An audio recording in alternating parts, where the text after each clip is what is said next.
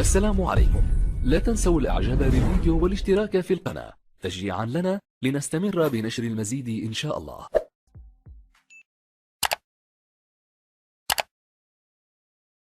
السلام عليكم. وعليكم السلام على الله. انا من اكادير، تزوجت مع الرجل 35 سنه. شحال دابا العمر ديالك الإيمان؟ انا زدت في 1962. تزوجتي دابا عندك شي شي 55 سنه تقريبا اللي غادي تكون عندي 55 سنه 1962. و 35 عام ديال الزواج. 35 عام ديال الزواج. تزوجتي على 20 عام. تزوجت على 18. تزوجت جينا لاكادير. جينا لاكادير، كانت كافه وكان نوضو نجلسو. هو عسكري. هو عسكري وكان كافه وداك الشيء. قلت حتى خرج التقاعد حتى ل 2012. 2012 خرج هو تقاعد؟ لا، خرج في 2000. 2012 تيمشي للبلاد. البلاد في اقليم فيكيد. تيمشي ويجي. واحد النهار انا عندي شي مشاكل مع واحد البنت في المحكمه. مشيت للورزازات، جا كشط الدار ودا كلشي ومشى هرب للبلاد. تبعتو تنجيبو، كنقول له يجي الراجل اش بغيتي، يجي الراجل، اجي عند ولاد كاجي، ما بغاش يجي. في 2012 هادشي غبر على الدار. علاش؟ مشيت للقاضي ديال شنو؟ اسمح لي، من 2000 حتى 2012 كيفاش عشتي الحياه ديالكم في التقاعد داكشي وكيفاش تقاعد؟ دابا هو كان خدام قريب ليك، ما كانش بعيد عليك؟ مشى قلت لك. لا انا حاولي تسمعيني وانا كنتكلم انا وياك كلمه. الله يعطيك الصحه. دابا ملي كان هذا الراجل خدام ومع في العمل ديالو قبل ما يقبض التقاعد، واش كان قريب ليك يعني في العمل ديالو؟ ربى معاك الاولاد؟ غير هنا في القشله، غير هنايا في اكادير. يعني ربى معاك الاولاد؟ كنا هنا في اكادير. عرفت باللي كنتو في اكادير. كيمشي للصحراء كيجي، كنا في اكادير. قلت حتى ل 2012 خرج التقاعد في 2000.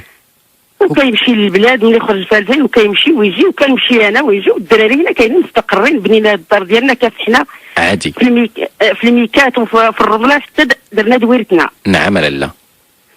قلت 2000 ملي مشى في 2012 خلى جوج. انا عند جوج بنات في الكلينيك والدين. مشيت للكلينيك نقابل جوج بنات والدين ليا في واحد بيناتهم يومين. نعم لالا. جا واحد خوه من البلاد قال له اجي لعندي. ملي جا من البلاد هز حوايجو وهز كلشي ومشى هرب ومشى للبلاد الاقليم فيكيد. ملي مشى انا ما قال لي انا مشيت، البنات فاتحين، قلت حتى عييت سمحت في البلاد. تبعتو قلت له اجي علاش خليتي ولادك وداك الشيء؟ قال لي انا مريض ما غاديش نرجع لتما. اسمحي لي الله يعطيك الستر. دابا ملي خدا التقاعد في 2012 البنات وليداتك 2000 فاش خد التقاعد؟ في 2012 اللي مشى. في 2012 مني مشى عند البلاد. قلتي لي الفيكيك ومشى عند اهلو، ما بقاش بغى يرجع. مشيت انا تبعتو. ديك الساعات الاولاد كبروا. باقا غير وحده اللي عندها سميتو، وحده اللي باقيه عندها 19 ولا 17. هي الوحيده اللي بقات. وشحال عندك ديال الاولاد الاخرين ايمان؟ 3 البنات وولد. كلشي تزوج؟ لا، تزوجات. الولد ما مجوجش، اللي عنده دابا اللي تزاد 82. البنت اللي تزاد 85 تزوجات. البنت اللي تزاد 89 تزوجات وطلقات راه عندي. والاخرى خلاها صغيره، خلاها عندها 17. دابا البنت خلى عندها 17، يكون دابا عمرها شي 22 عام دابا. هاد البنت بالاضافه للبنت اللي مطلقه اللي عايشه معاك والولد اللي قلتي لي كبير، عنده ولد 82 ما عايش معاك هو؟ عايش معايا، كلهم عايشين معايا. هادو البنت اللي مطلقه عايشه معاك، والبنت الاخرى اللي خلاها عندها 17 عام وانتي، هادو بثلاثه بكم اللي عايشين في الدار؟ اييه، والبنت مزوجه، عندي 3 البنات وولد.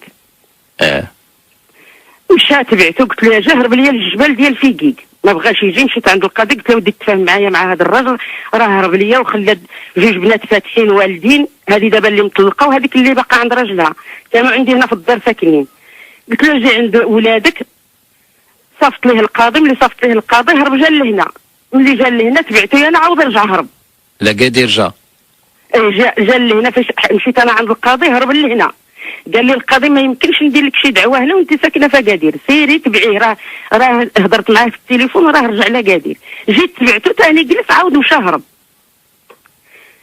جلس حتى سميتو ل 2000 وسميتو 14. الو، كنسمعك اختي، كنسمعك. دار لي الطلاق تما في البلاد. هاكاك.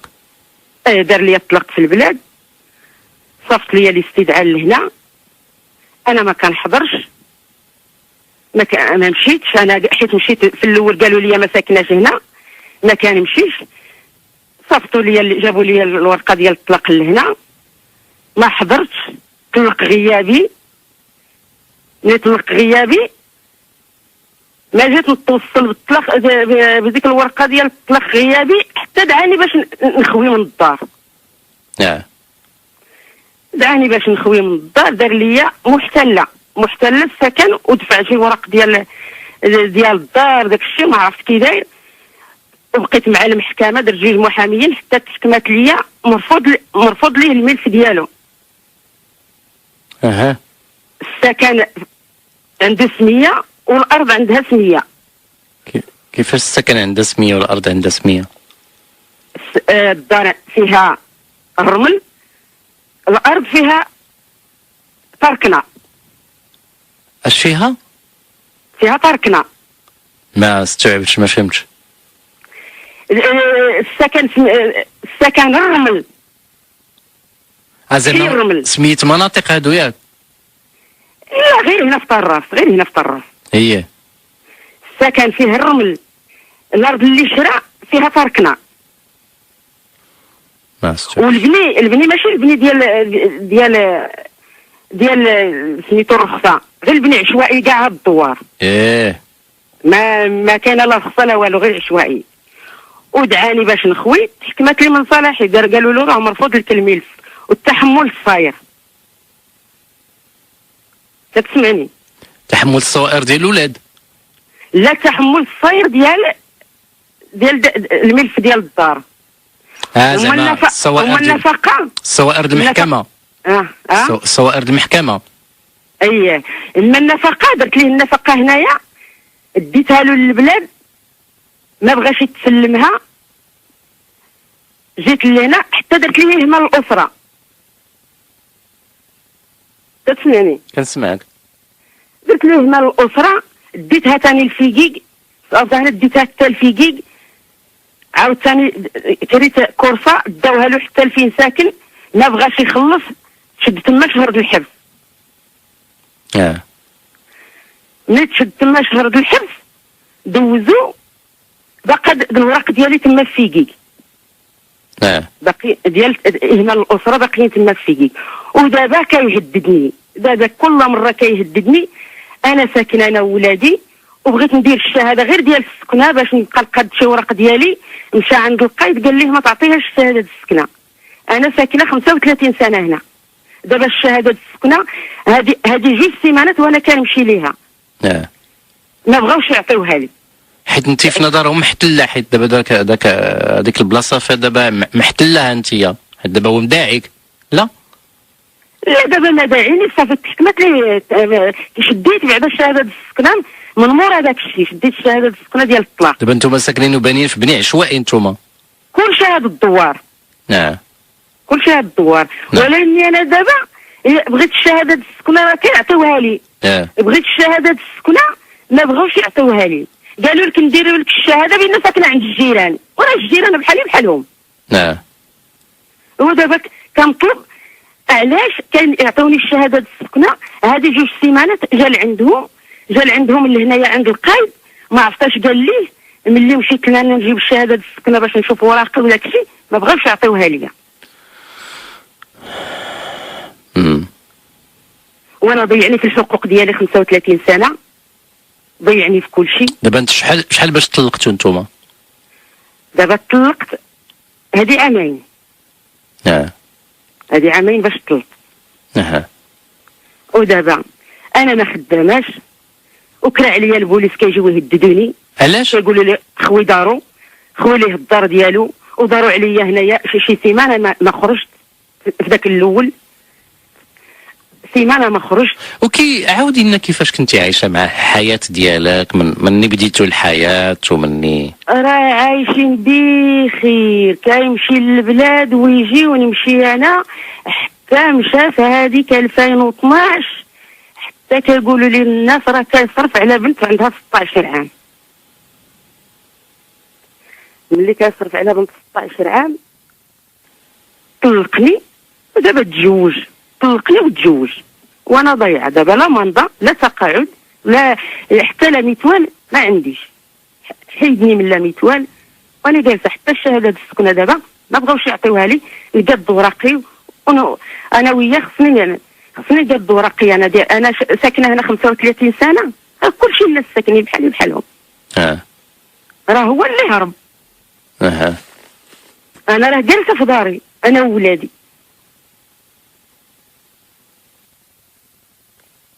وانا دابا الشهاده السكنه دابا الا بغيتها لشي حاجه، حتى الا بغيت نخدم ما بغاوش يعطوني الشهاده السكنه. انا راه ما خدامه ما والو، غير جالسه. دابا عندك 55 سنه انتيا؟ دابا عندي 55 سنه. جا عند القايد قال لي ما تعطيهاش الشهاده السكنه. فاش جيت انا اللي قالوا لي سيري جيبي الورقه ديال الطلاق، ديت الورقه ديال الطلاق، سيري جيبي هذيك، ديت لهم واحد الفوتوكوبي ديال الشهاده السكنه كانت عندي، صورتها لهم قلت لهم ها هي دير كنشد دايما الشهاده السكنه. ما بغاوش يعطوني الشهاده السكنه. عرفتاش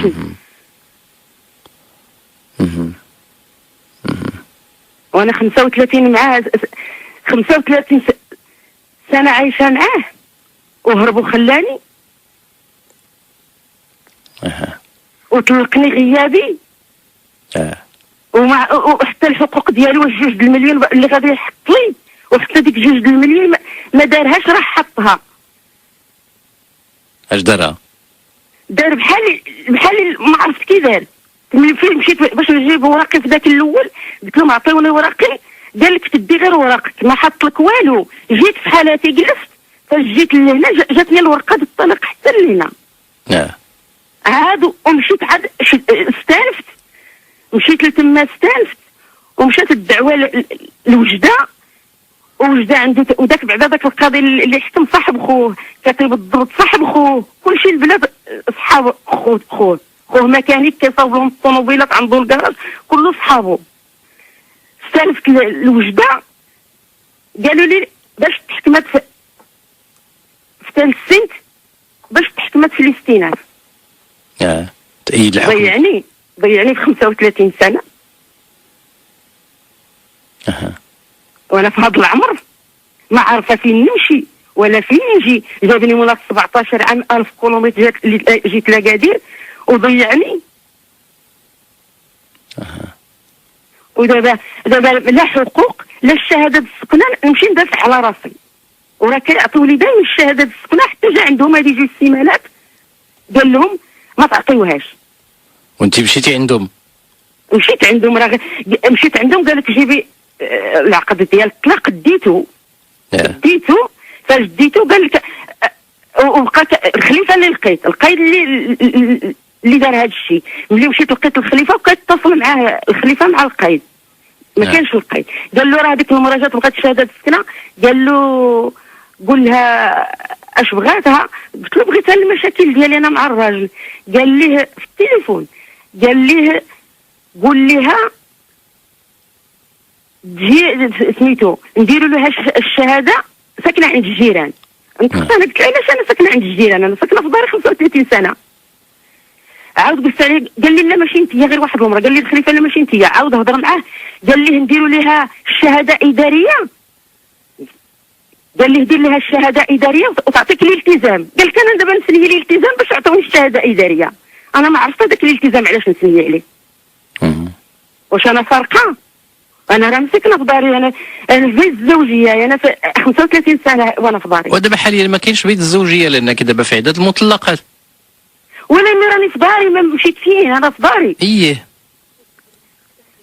راني في داري، راه لا دابا انا شوفي شريفه، دابا انا مستوعب هادشي اللي غادي تقولي لي، لانه كنتي 35 عام، انت كنتي مساعده هذا الراجل ومسعفاه تكون يعني وليداتو، كونتوا الاسره كاملين، والولاد اللي كبر واللي تزوج واللي باقي كاع في الحياه معاه. راه الصغيره عندها 17 سنه ولا 22 عام دابا راه عندها 22 عام. هادشي الشريفه انا ما كنختلفش انا وياك فيه، وعارف باللي هاد السنين كلها اللي قضيتيها انت قضيتيها في بيت الزوجيه، ولكن هادي عامين جاك الطلاق غيابي حيت هو مشى دعاك في قندخور. انا ساكنه هنايا وهو دعاني تما. كاين دابا انت دابا حاليا متمسكه بشي حاجه اللي قانونيا راه صعيب، لان دابا انت في عداد المطلقات. دابا انت متمسكه بدارك، ولو انها هي في الحقيقه دابا انت راه في عداد المطلقات. يعني الا كان هذا الراجل هذا عنده ولاد كتلزمهم النفقه ديالو، راه كيكون عندهم السكن ديالهم. ودابا راه انا كافحت، انا شهدوا لي الجيران، قال لهم هي اللي كتدخل البريك، هي اللي كتسقيه، هي اللي كدير ذهبي بعتو كل شيء. انا اللي مسؤوله كاع على هادشي، انا اللي كنهزهم حق. الشريف هادشي ما زعما اللي كتقولي لنا هذا راه واقع تعيشوا بزاف الاخوات. ولكن تيبقى المشكل الاشكال هو في كيفاش تثبتي انت هادشي في القانون. انك دابا انت ساكنه في واحد القنت كان هو بيت الزوجيه ديالكم، دابا حاليا راه ما بقاش هو المكان. يعني بالنسبه لك الا عندك ولاد، طبعا راه كاين عنده ولاد ومازال كتلزمهم النفقه ديالو، منهم ولاد البنت اللي عندها 22 عام هي كتلزموا النفقه ديالها. راه التشكيمات ديالي وديالها فاش مشى. والبنات الاخرين راه مجوجات. مطلقه، راه عندها الولد ساكنه هنا نيت وحده، والولد ما مزوجش. هذاك خلاص كبير، السن ديالو راه 32 عام وقيله. انا كنشوف انا بغيت غير شهاده السكنه وساكنه هنا. انا واش انا نجلس حتى نموت؟ انا جلست حتى واش انا ماشي مغربيه؟ واش انا ساكنه في الزنقه؟ بغيت انا غير الشهاده السكنه باش انا وهذا السيد راني في المحاكم انا وياه. بغيت الشهاده السكنه. علاش كما قال لك القائد ما ديري واحد الالتزام فعلا انك ساكنه في واحد البيت ديال واحد الراجل انت طلقتي منه وساكنه مع بنتك اللي كتلزموا النفقه ديالها؟ انا داك الالتزام علاش نديرو؟ علاش انا نديرو هذاك الالتزام؟ انا داك الالتزام راه خصني ندير شهاده السكن. علاش ندير داك الالتزام؟ انا داك الالتزام كان ما جا عند القايد قال لي جا عند القايد هذه سيمانه. علاش انا سنيها لي الشيخ المقدم عمرها وسنيها ليا وكل شيء جات حتى لعند القايد رفضها لي. دابا انا غير انت دابا واقعيا ما بغيتيش شهاده السكن، بغيتي تبقاي في ديك الدار. فين غنمشي؟ راه هذا هو السؤال. دابا الله يرحم لك الوالدين محتاجين الصراحه ديالك، حيت دابا حنا معاك في هادشي اللي كتقولي لنا. حنا راه ماشي ضدك ولا بالعكس، حنا مآزرين كالشريفه ومعاك انك قضيتي هاد السنين كلها وما درتي حتى شي حاجه في الحياه ديالك، سخرتي حياتك لهاد الحياه الزوجيه كلها. حنا معاك الشريفه، ولكن دابا الواقع اش فيه؟ دابا انت ملي قلتي لنا التزام، يمكن ربما القيد، ربما انا كنقول لهم بالافتراض، ربما القيد اقترح عليك فكره انك انت بما ان هذاك الدار ديال هذا السيد اللي هو طليق ديالك وعندك بنتك اللي مازال كتلزموا النفقه ديالها، بانك كاريه ولا ساكنه، عاطيك الراجل هذا السكن وفوقاش ما احتاجوا راه غادي ياخذوا. ربما ما عرفناش حنا القيد شنو طبيعه الالتزام اللي بغا يسني معاك، اللي انت باغيك تسنيه. ولكن انت واقعيا كتشوفي حاجه اخرى. كيفاش انا واحد نجي من ورا واحد 35 عام ونخرج انا من واحد الدار وما عندي فين نمشي وبناتي يقدروا يكبروا ولا ولادي كل واحد يدير حياته وغنبقى انا بوحدي؟ هذه الفكره اللي عندك دابا انت. يعني انا راه شهدوا لي كل شيء الجيران عند العدول. نعم. كل شيء الجيران عند العدول داروا لي، شهدوا لي قالوا لي العدول هذه المراه هي اللي كتحط في هذيك الدار اكثر منه. دابا انت علاش لجأتي للعدول؟ وهذيك الساعه كيدعيني كيقول لي تخوي لي الدار. انا كاع مازال ما شديت حتى ورقه الطلاق وجاتني الاستدعاء ديال الدار. انا مازال ما توصلت كاع بالطلاق. وجاتني الاستدعاء للدار، ما حلتي نمشي لهيه، ما حلتي دابا انت اعتمدتي زعما من عند العدول على الشهود زعما يشهدوا لك بانك انت اللي كنتي كتبني وانت، ولكن هادشي كان في داخل الحياه الزوجيه بيناتكم. انا دابا داك الشيء ما يهمنيش، داك الشيء كله انا ساكنه، لا بغا يدعيني على الدار، انا بغيت غير شهاده السكنه باش نبقى نصاوب ورقتي. انا راه عندي الورق ديالي في وجده وفي بوعرفه وفي سميتو وفي ديك اجمال الاسره وشحال يعني بغيت غير نصاوب ورقي. اما الدار الا بغى يدعيني عليها هو شغلو هذاك. انا بغيت غير شهاده السكنه بينا وسكنانه. راه الا بغيتي شهاده السكنه انت راه بطبيعه الحال تمشي بكل مرونه عند القايد وغادي تشوفي الصيغه اللي كيقترح عليك شوفيها.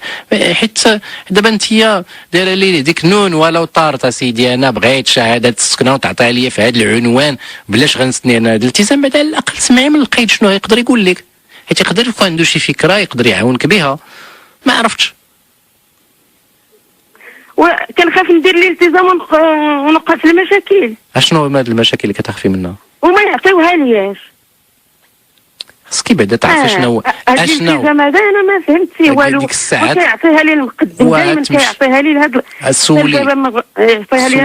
انتم راه دابا في محل النزاع دابا، حيت هو بالنسبه ليه ديك الدار هي راه ماشي بيد الزوجيه، ديك دارو. هادشي علاش دابا دارو ما تحكمتش دارو، ما تحكمتش دارو، تحكمت ليه ترفض ليه الملف والتحمل الصاير. دابا حيت هو بني عشوائي اصلا، ما عندوش شتي الورق اللي عنده كلهم مزورين، ما عنده حتى شي ورقه مجاده. ودابا اش بغيتي تسولي الناس باش يقدروا يجاوبوك؟ انا بغيت غير الشهاده السكنه نشدها من حقي، انا ساكنه هنايا 35 سنه، بغيت غير الشهاده السكنه. اما داك الشيء ديال الدار راه تحكم الملف، تحكم بانه مرفوض ليه. وشنو في هذا الالتزام قال لك القايد تلتزمي باش؟ ما قال لك ديري الالتزام باش غتلتزمي، راه خصك تعرفي باش غتلتزمي شنو هما الحوايج اللي تلتزمي بهم انت دابا. قال لك كتحملي جميع المسؤوليات كاملين. انا عرفت انا ما قارياش انت عايشه تحمل المسؤوليات. داكشي علاش كنقول لك انا سيري جلسي مع القايد، طلبي جلسي معاه ملي يكون تما في القياده، جلسي انت وياه وشرحي ليه الوضع ديالك، وتا هذا الالتزام قول له شنو زعما علاش غادي نسني انا، ولا ما كنتي شي متاكده من هذا الشيء كله. يمكن يكون رافقك شي واحد اللي كيعرف يقرا باش يقرا عليك. وراه واخا ملي درت الشهاده ديال السكنه كالشهاده سميتو هذاك الامين وقال له راه كنعرفوها، راه قديمه هنا، راهم ساكنين هنا هما الاولين. وهذه فاش سميتو وسنياها فاش طلعها القايد كان قال لي واحد الامين اخر قال لي راه كان هنا الراجل ما نعرف كاين مع القايد. واخا نشوفوا المستمعين شنو غادي يقدر يقولوا لنا ليمان. قال لي شتي هو دابا لاش جا عند القايد. نعم. مشى لي طاماجور قال لهم تساعدوني، راه الورق ديال الدار خاسرين ليا، كلشي خاسرين ليا، الورقه الماء خاسره ليا، الورقه الضو في شكل، الارض في شكل، الدار في شكل. قالوا له ما غاديش نساعدوك، هذيك المراه شهر وهي من نهار هربتي شهر وهي كتجي عندنا. ما غاديش نساعدوك، هذيك المراه بغي يعطيها وخرجتي عليها وبغيتي تلوحها للشارع. وجا عند القايد قال ليه القايد غادي توقفوا معايا باش نصاوب الورق للدار. قالوا لي خصك تفاهم مع المراه، خصك تفاهم مع هي اللي ساكنه. وانا باش يتفاهم معايا انا ضيعني في الطلاق وضيعني في كل شيء. انا دابا الا بغا يدعيني غير يدعيني، انا بغيت غير شهاده السكنه. هما داروا لي هكا باش انا نمشي نحذرو، هو طلقني ما بيني وبينه والو، باش نمشي انا لعندو باش نحذرو. راه هو اللي هرب وطلقني وضيع لي كل شيء حياتي. على كل حال الحياة راه ديالك ما مرتبطاش بغير هو، لأن الله سبحانه وتعالى هو اللي خلق لك الحياة. وشحال منهم يا أختي دوزوا سنين في جواجهم وكان طلق في الحياة، المآل ديال الحياة ديالهم. ولا فينا هي التغطيه الصحيه ديالي، فينا حيد لا ميتوال باش غادي نداو دارها لمولات 17 عام. فينا هي التقاعد ديالي، فينا داك المستحقات ديال الطلاق اللي كيحطوا الناس. يطلقني هنا في اكادير، هنا فين ساكنه. ما يطلقنيش في 1000 كيلومتر عندي انا باش نركب. انا عندي باش نركب 1000 كيلومتر. 10,000 مركوب و10,000 مشيه و10,000 رجوع. عندي مناكم في الطريق. وتما ما كاينش المحاميين، هذيك القريه ما كاينش المحاميين. واخا يا لاله، واخا يا لاله. واش انا عندي هذاك اللي يطلقني هنايا فين ساكنه، هنا فين كاينه عندنا. مشيت في الاول تبعتو قالوا لي ما ساكناش هنا، يطلقني هنا فين ساكنه، نشد الحقوق ديالي دابا واقعيا راه اللي وقع راه الطلاق دابا تام والطلاق معتمد دابا هو. راه جاب لي الورقه حتى لهنا. اييه حتى لهنايا واستلفتها. قال لك بلا ما تمحني راسك. المستلمين امسحوني، انا بغيت غير الشهاده السكنه. شكون هذه اللي كتكلم معاك؟ شكون هي؟ هذه غير البنت الصغيره. بنت الصغيره اللي عندها 22 عام. واخا عطيني نتكلم انا وياها شويه. حماد ماشي مشكل. واخا ان شاء الله نشوفوا نسمعوا المستمعين شنو غادي يقدروا يقولوا لنا. انا كنت بغيت نسول البنت ديال ليمان. شكرا لك لاله. كوثر من الحسيمه. مرحبا كوثر. بارك الله فيك. شكرا. مرحبا يا كوثر. الله يبارك فيك. شكرا بزاف على البرنامج بعدا. الله يبارك فيك. الله.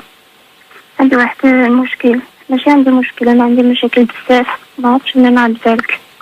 مرحبا بك يا كوثر. الله يخليك. بارك الله فيك. تفضل كوثر من الحسيمه. انا عندي مشكل مع العائله ديالي قبل من المهم تخلقت، وانا عندي مشكل مع العائله ديالي اللي شنو نقول لك. شحال دابا العمر ديالك انت؟ عندي 22 عام. وعندي مشكل مع عائلتي، تخلقت وما كنشوف شي مشاكل في الدار بزاف، مشاكل بين خوتي، مشاكل بين والديا اللي كيتزوجوا ديما مدابزه بيناتهم. شنو هما المشاكل اللي بين خوتك؟ كيتدابزوا بيناتهم. علاش كاين شي فيهم شي حد اللي تيعيش ادمان ولا شنو؟ كاين واحد خويا اللي كيشرب وكيدير المخدرات. خوك كبير هذا ولا صغير؟ لا كبير، عنده 26 عام. انت عندك 22 عام. عندي 22 عام. وشحال ديال خوتك عندك ذكوره واناث شحال؟ عندي ثلاثة ذكورة وواحد اختي صغيرة. امك وباك تا هما كتشوفي باللي كيعيشوا الصراع بيناتهم؟ بزاف بيناتهم. والمشكلة اللي عندي انا هما انهم كيدخلوا فيا انا بزاف. كيفاش كيدخلوا فيا؟ كيدخلوا فيا في ابسط حاجة، يعني ما خلونيش نكمل قرايتي، ما خلوني ندير حتى شي حاجة في حياتي. اي حاجه بغيت نديرها كيدخلوا فيا في كل شيء، في حوايجي، شنو نلبس، شنو ناكل، شنو نشرب، شنو. شكون هادشي؟ عائلتك ولا خوتك؟ باك وامك ولا خوتك؟ والديا وخوتي كاملين، حيت عندي اختي صغيره، باقي صغيره، انا كبيره يعني. العمر ديالها هي؟ نعم. شحال العمر ديالها هي؟ عندها 10 سنين دابا. وانا كيدخلوا فيا في كل شيء، في ابسط الحوايج. مشكلة كبيرة، أنا ما كنردش الهضرة، يعني أي حاجة قالوها لي كنسمع، كنخاف، ما كيعطيونيش فرصة باش نهضر. ملي كنجي نهضر كيقولوا لي انت نسكت، كيخلعوني، كنسكت صافي، ما كنقدرش نهضر نهائيا، ما عنديش الحق أنا نهضر. كنت كنقرا خرجت، وصلت نتسنى، كنت كنقرا مزيان، يعني شنقول لك، كنت انا الاولى القسم من السادس، وانا كنجيب انا الاولى القسم. نزلت للثامنه، قال لي غتخرجي با. قال لي غتخرجي، قلت له لا انا ما بغيتش نخرج، بغيت نقرا. قال لي لا تخرجي، هي تخرجي. قلت له انا ما بغيتش نخرج، راني كنقرا مزيان. لدرجه ان ديك الاستاذ مشيت عند الاستاذ اللي كنقرا عنده، قلت له حاول تقنع با، جا عنده حتى الدار، قال له خلي البنت تقرا، راه غتضيع عليها مستقبلها، راه كتعرف تقرا مزيان، وراه هي الاولى القسم، راه حياتها غادي تضيع الا خرجت من القرايه. قال له واخا ان شاء الله انا غنفكر. ملي مشى الاستاذ قال لي غتخرجي، هي غتخرج. صافي خرجني من القرايه، وبقيت جالسه في الدار.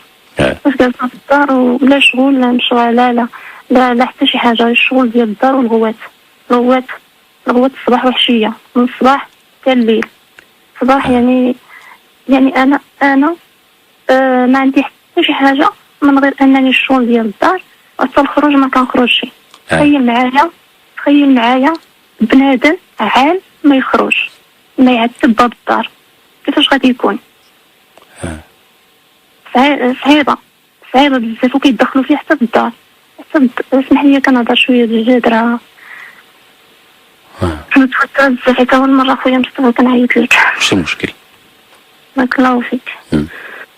المهم كيدخلوا فيا في كلشي، ما كيخلونيش فرصه باش نهضر. صافي ملي خرجت من الثامنه بقيت واحد العام، حاولت باش نقنعو عاوتاني، مشيت عند واحد خالي واحد عمي، قلت له حاول تهضر معاه نرجع نقرا. مشى عنده قالوا لا، قالوا البنت ديال الزواج ماشي ديال القرايه. البنت ديال الزواج ما خصهاش تقرا، ما خصهاش دير حتى شي حاجه. انا قرايتي كنت كنقرا مزيان واحد الدرجه اخي مصطفى ما كتخيلش. كنت كنجيب في اللغه العربيه كنت كنجيب 19 ونص و20 كنت كنجيب في اللغه العربيه، وفي المواد كامل كنت كنجيب نقاط مزيانه، ولكن في اللغه العربيه كنت كنجيب انا الاولى في القسم، يعني في المدرسه ماشي في القسم. ولكن قال لي لا انت ماشي ديال القرايه، البنت ماشي ديال القرايه. قلت ماشي مشكل، صافي حاولت نقنعو وبقيت خرجت. المهم خرجت من بقيت واحد العام حاولت نقنعو، والو، قال لك القرايه ما كايناش. ملي كيجي شي واحد يخطبني قال لي ديال الزواج، ملي كيجي شي واحد يخطبني ما كيبغيش. جا الاول الثاني الثالث قال لك لا ما غتزوجش. جا الرابع انا ديك السيد جاني انسان محترم وولد الناس، وكنعرفو زعما من الجوايه ديالنا كنعرفو. بغيتيهم ما بغاوش ليك ولا شنو؟ نعم بغيتيهم ما بغاوش ليك؟ بغيت نتزوج به، ولكن انا حشمت نقولها ليه. مشيت قلتها لماما، قال لي لا ما غاديش تزوج به. قال لها انا بغيت واحد اللي عنده فلوس، ما بغيتش شي واحد اللي ما عندوش، يعني بحال اللي نقولوا ماشي بغى يزوجني، بغى يبيعني، بغى شي واحد اللي يبيعني ليه. هادشي اللي هذه هي المعنى ديالها. صافي بقيت انا جالسه بالدار من الشغل ديال الدار والغوات، ديما نفس الروتين، يوميا نفس الحوايج، نفس الغوات، نفس الصداع، يعني حتى حاجه ما كتبدل كل نهار.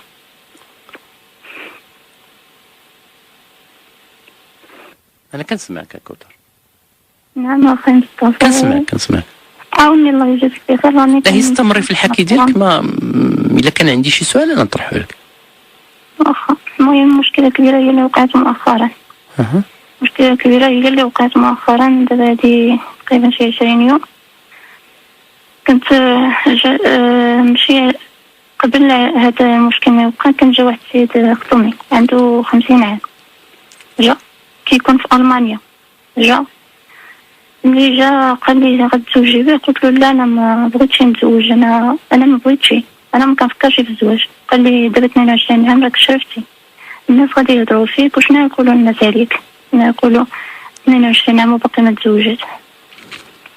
صافي قلت واخا قررت باش نتزوج به. قلت ماشي مشكل، بعدا نرتاح من هاد الصداع، بعدا ماشي مشكل كما كان. المهم بغا نخرج من الدار. المهم خطبني، درنا الخطوبه ودرنا كلشي، مشى للخارج، رجع قبلو حيت عنده الفلوس. طلب 3 المليون في الصداق، قال لي انا ما عطيتينيش 3 المليون ما نعطيهاش لك.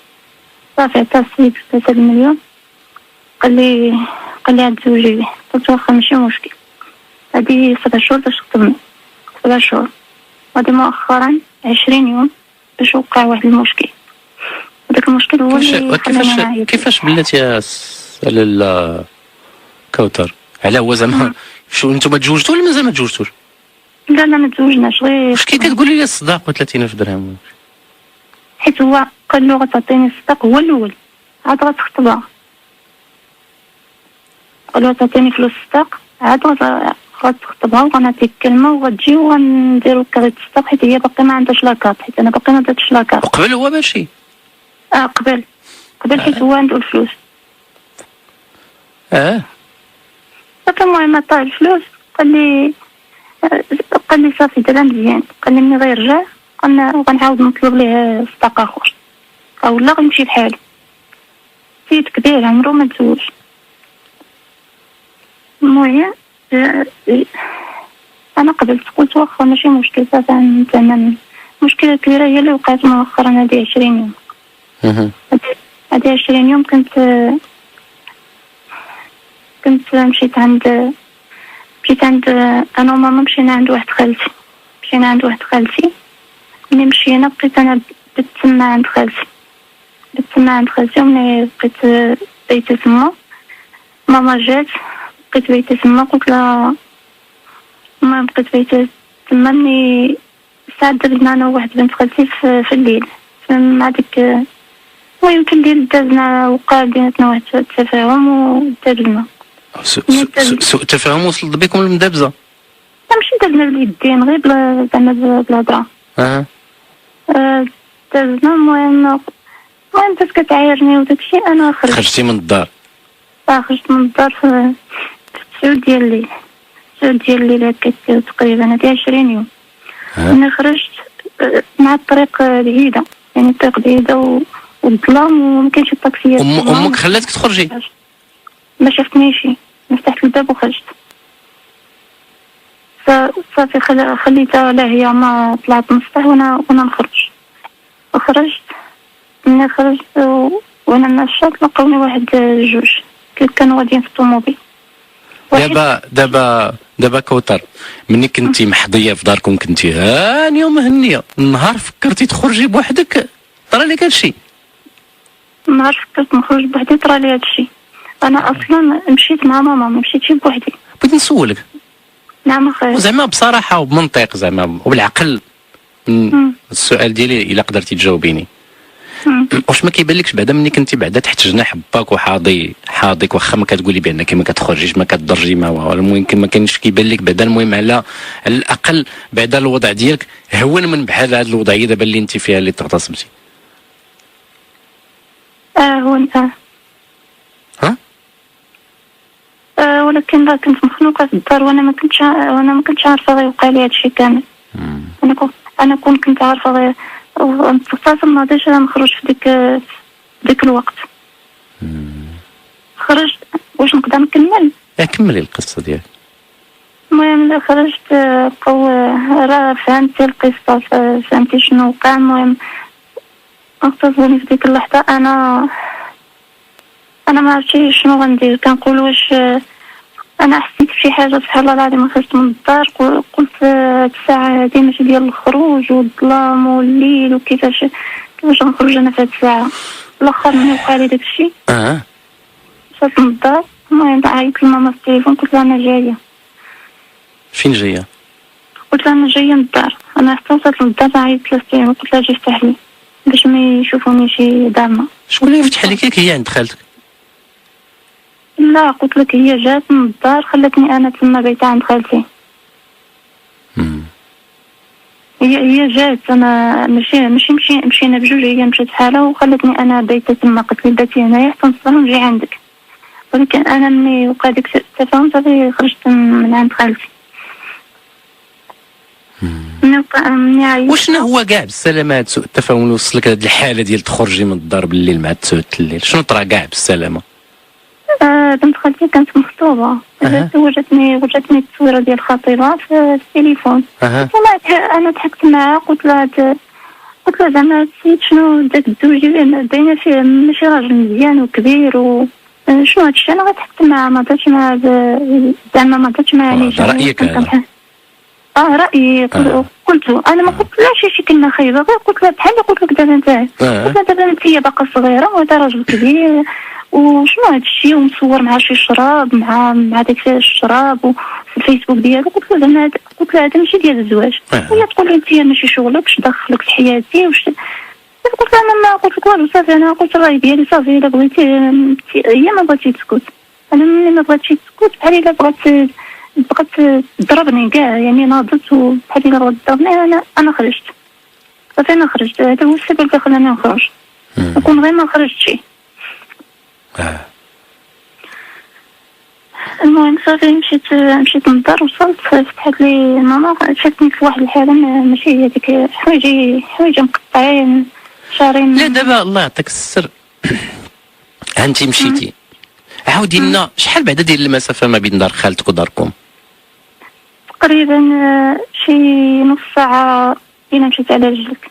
واخا تقدر توصل لينا معاك برجليك برجلينا معاك وقولي لنا زعما هاد المساحه، هاد البلاصه اللي مشيتي فيها واش كانت شاري، واش كانت زنقه، واش كان يعني واش كان الخلا عندكم؟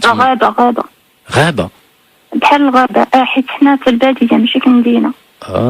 والباديه وتسعود الليل. الباديه وتسعود الليل. انا حيت انا ما كنخرجش بزاف، ما كنعرفش شنو واقع في الدنيا. بزاف البدويات ما تيدويش عليهم المغرب، تلقاهم داخلين لديورهم. واخا تماما داك الشيء انا عارفه، ولكن انا قلت زعما ماشي حيت انا عمري ما خرجت، اليوم غنخرج غيوقع لي شي حاجه ما يمكنش، انا غنمشي انا اصلا كنت زربانه، ماشي قلت غنوصل دغيا وغنتلاقى مع الصيف دابا، قلت ماشي مشكل، انا غنمشي بالزربه، اول مره غنخرج والبنات ديما كيخرجوا ماشي مشكل. وديك الطريق زعما راه مره كتلقى شي دار، ماشي الخلا. انا ملي وصلت من داك الطريق ما عرفتش منين نخرجوا، هادو الطوموبيلات اصلا ما كيكونوش تما. هما شنو جاو برجليهم، جاو الطوموبيلات، جاو باش؟ لا الطوموبيل كانوا زوج. طوموبيل كانوا حيت كاين الطريق تما، واخا هي الباديه، ولكن كاين الطريق منين كيدوز. المهم صافي ملي وصلت من الدار لا مازال ما وصلتي للدار، الطوموبيل شنو واش ركبتي معاهم، مشيتي معاهم شي بلاصه ولا شنو؟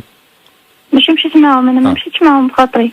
هو واحد خرج قال لي بغيت نهضر معاك، قلت له بعد مني ما بغيتش نهضر معاك، جبت التليفون زعما انا بغيت بحال الا كنتسنى شي واحد، كنقول له اجي طويا باش هو يخاف ويمشي في حاله. هو قال لي لا انا بغيت نهضر معاك، بلاتي غير نهضر معاك. قلت له لا، هو يدير لي يدو على فمي، يدير لي يدو على فمي ودخلني الطوموبيل، هو وهذاك واحد شدني والاخر كيسوق.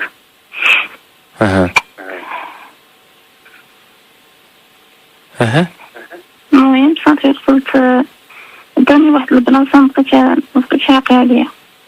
المهم واحد الخلا تما فين اتصلوني، حاولت ندير، المهم درت كثر من جهدي وما قدرتش ندافع على راسي، حيت هما جوج رجال وانا غير بنت، ما عندي ما ندير.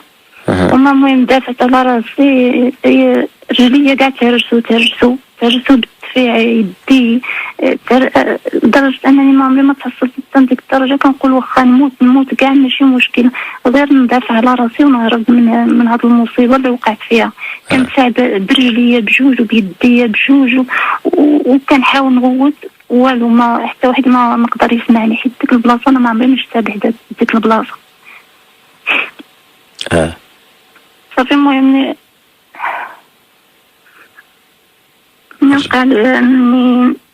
رجعتي للدار، ردوا واش هما شنو خلاوك تما ولا جا معاك ردوك؟ لا ما خلاونيش تما، ركبوني ردوك بلاصتك، ركبوني وشدوا لي على فمي هكا، واحد شد لي على فمي والاخر كيسوق.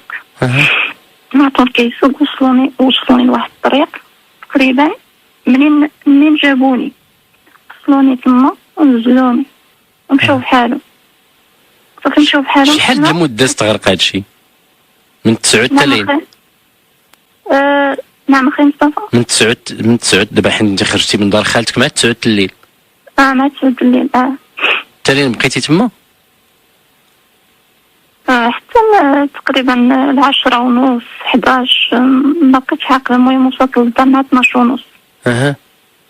المهم انا منين نزلوني تما كنقول دابا شنو غندير دابا، واش غادي نمشي نرجع للدار، واش يعني مجبرت ما نعرف، كنقول واش نرجع للدار ولا نمشي لشي بلاصه نمشي خلا ولا شنو غندير دابا. انا ملي رجعوني كنحاول نغوت هذاك، ولكن الاخر اللي كان قوي عليا بزاف، انت عارف يعني راجل وبنت ما يمكنش نتغلب عليه انايا. المهم صافي انا ما عرفتش كيفاش وقع داك الشيء، لدرجه انا لحد الساعه باقي ما متيقاش بلي هذا الشيء وقع ليا. المهم ملي رجعوني تما صافي بقيت قلت انا شنو غندير، صافي غنرجع للدار، ما عندي ما ندير من غير نرجع للدار. رجعت للدار، ملي رجعت صونيت على ماما محطوطه في الباب، صونيت عليها في التليفون، قلت لها اجي افتح لي الباب. صافي ملي فتحت لي الباب قالت لي جابك في هاد الساعه، وقتني في واحد الحاله ماشي هي هذيك. انا قلت لها راه تقريتي تاع سرقوا لي الفلوس، كانت عندي 51 درهم سرقوا عليا. وتيقاتك؟ لا ما تيقاتنيش، قالت لي لا كيفاش سرقوا الفلوس، حوايجك شنو هاد الحاله، شنو حوايجك مالهم مقطعين، كيفاش سرقوك، يعني حوايجي كلهم مقطعين ماشي غير مقطعين. حيت هذا الدفيع وقلتي وسميتو رجليك وداكشي يعني تقاسوا وتقصحوا، راه كاين مجموعه ديال الاثار زعما ديال الجرح ماشي بزاف. راه رجليا لحد الساعه راه مازال كيحرقوني، راه بحال الا تهرست ما بقيتش قادره دابا الا نط ما كنقدرش نوقف على رجليا، قوه الدفيع والغواء ما كنقدرش. شحال هاد المده دابا باش طرا لك هادشي؟ 20 يوم تقريبا 20 يوم. شنو البلاصه فين طرا لك هادشي؟ الجهه ديال يسريحن، واحد البلاصه سميتها يسريحن في الواد الحسين. يسريحن؟ يسريحن راه كيعرفوها الناس تما. المهم صافي وصلت، قالت لي لا هادشي ماشي ديال غير كريساو. كيفاش كريساوك، علاش قطعوك حوايجك ملي غير كريساوك؟ قلت لا غير كريساو، انا كنت ترعد، كنت يدي كيترعدو رجليا يعني باينه فيا بلي الحاله ديالي ماشي هاديك. ملي بقات كتسولني بزاف صافي انا قلت لها شنو كاين، قلت لها راه خصني واحد جوج. قالت لي شنو؟ قلت لها راه خصني واحد جوج، راه خصني شنو وقع قلت لها بالتفصيل داكشي اللي وقع. صافي شنو دارت هي؟ تخيل معايا، انا كنت كنتخيل انها تكون يعني تعاوني تهضر معايا تقول لي شنو وقع ليك، انا معاك. انا شنو دارت؟ ناضت شافت فيا رجعت حمراء، بعدا اللون ديال وجهها رجعت حمراء، ناضت سدت الباب وخرجت. انا ما عرفتش شنو وقع، كنقول مالها كيفاش علاش هاد الطريقه زعما دارت معايا. خرجت انا بقيت في البيت. الصباح مع الصباح جات عندي وهزه شنو هزه في يديها، اشتقتها هزه في يديها صاك فيه حوايجي 700 درهم. تتعاون معاك؟ نعم تتعاون معاك بهذيك 700 درهم؟ هي تعاونت معايا بزاف.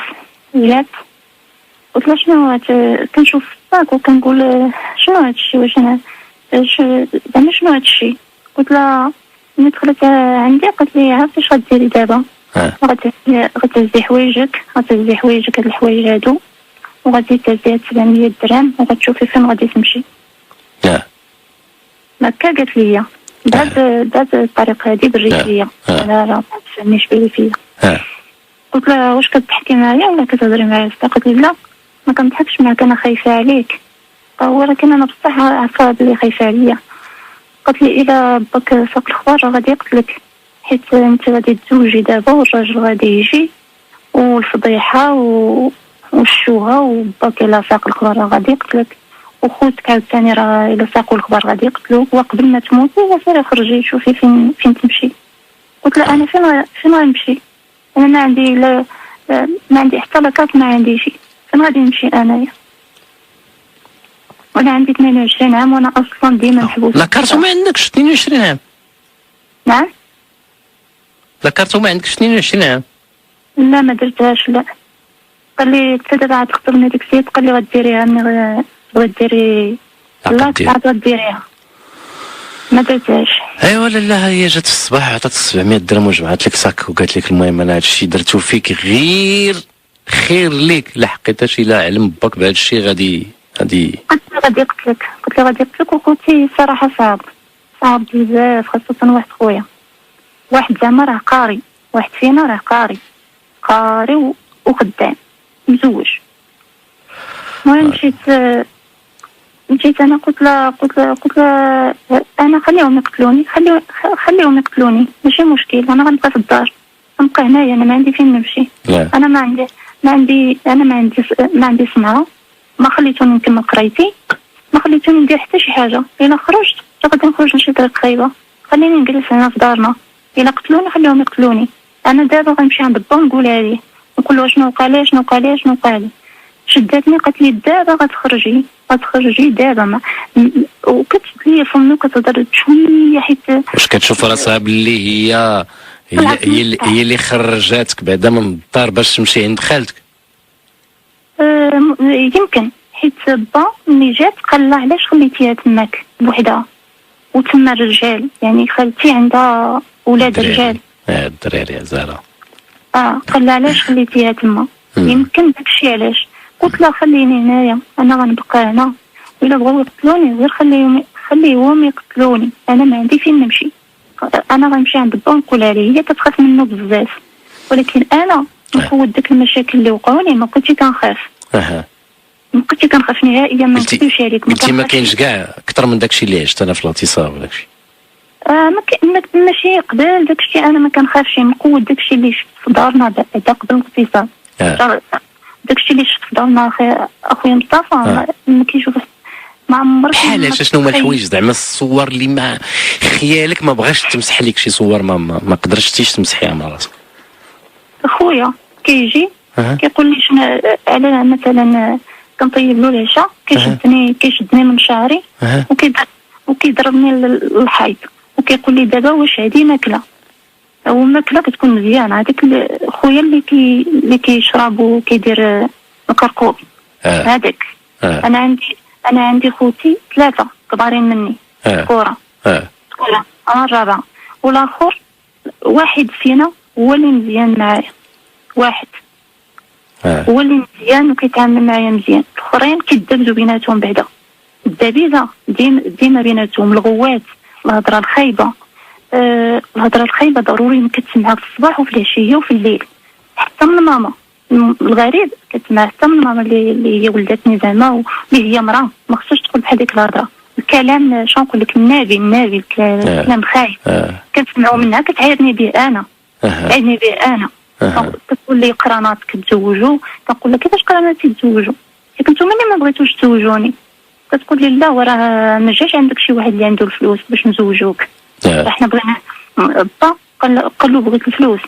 اي واحد كيجي عنده كيقول له عطيني الفلوس قبل الصداق، قبل ما نديرو الصداق عطيني الفلوس ديال بعدا باش نتاكد باللي باغي الحلال بعدا، حيت البنت ما عندهاش لاكارت. ما عرفتش انا علاش ما بغوش يديروا لي لاكارت بعدا.